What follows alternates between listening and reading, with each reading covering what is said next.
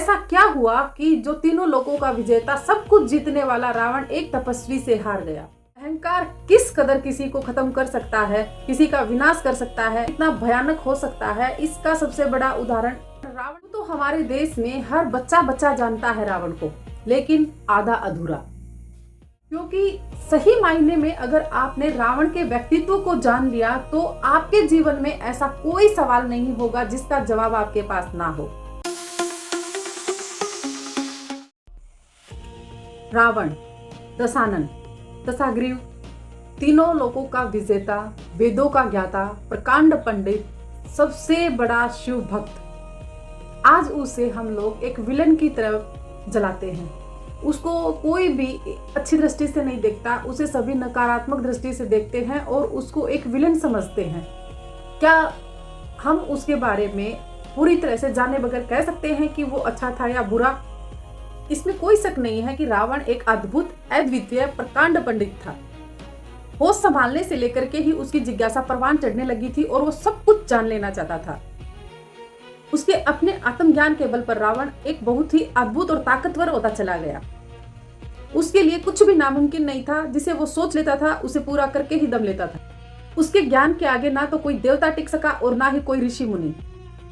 शास्त्र, शस्त्र, वेद, आयुर्वेद, तंत्र, भूगोल, खगोल, विज्ञान, सब कुछ रावण ने गोल करके पी लिया था। और एक समय ऐसा भी आया कि रावण के नाम से देवता, नाग, गंधर्व, यक्ष सब कांपते थे। पूरे ब्रह्मांड में रावण को रोकने की शक्ति केवल और केवल महादेव में थी, क्योंकि महादेव का परम भक्त, अटूट भक्त था रावण। कहते हैं कि जब रावण तपस्या करता था तो तीनों लोक डोल जाते थे और जब वो मंत्र उच्चारण करता था तो देवताओं के आसन भी हिल जाते थे।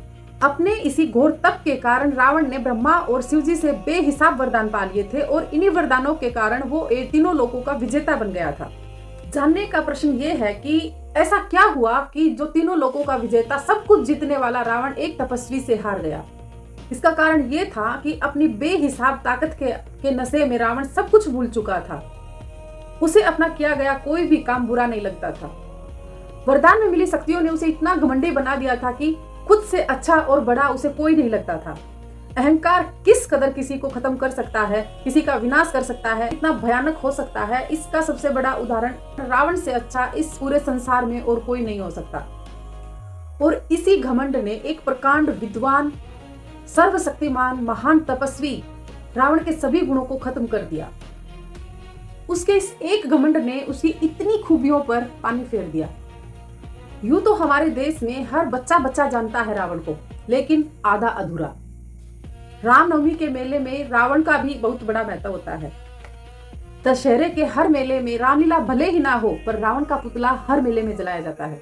रावण दहन बच्चों को सबसे रोमांचक लगता है और जो कुछ भी वो रावण के बारे में सुनते हैं वो उनके कच्चे मन पर एक पक्की छाप छोड़ जाता है। आपने इस वीडियो रावण, जिसका टाइटल है रावण में मैं आपको रावण से संबंधित छोटी बड़ी जितनी हो सकेंगी कहानियां आपको सुनाऊंगी और उसके बेस पे आप तय कीजिएगा कि रावण अच्छा था या बुरा।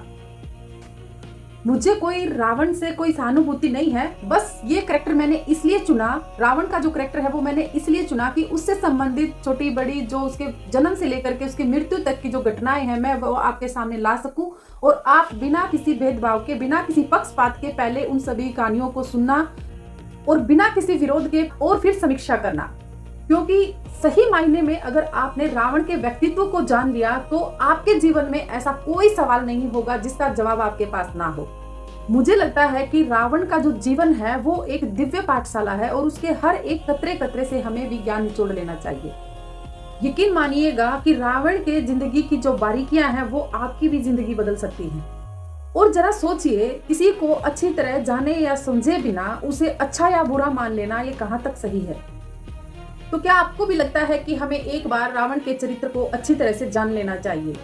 इसके लिए आपको मोटी मोटी किताबें पढ़ने की कोई जरूरत नहीं है, क्योंकि जर्नी विद प्रवीण में मैं आपको अपनी इस जर्नी में रावण से संबंधित जो भी घटनाएं और उसका चरित्र है वो बिल्कुल आसान और कभी ना भूलने वाले अंदाज में संपूर्ण रावण चरित्र तथा सिलसिलेवार आपको सुनाने जा रही हूँ।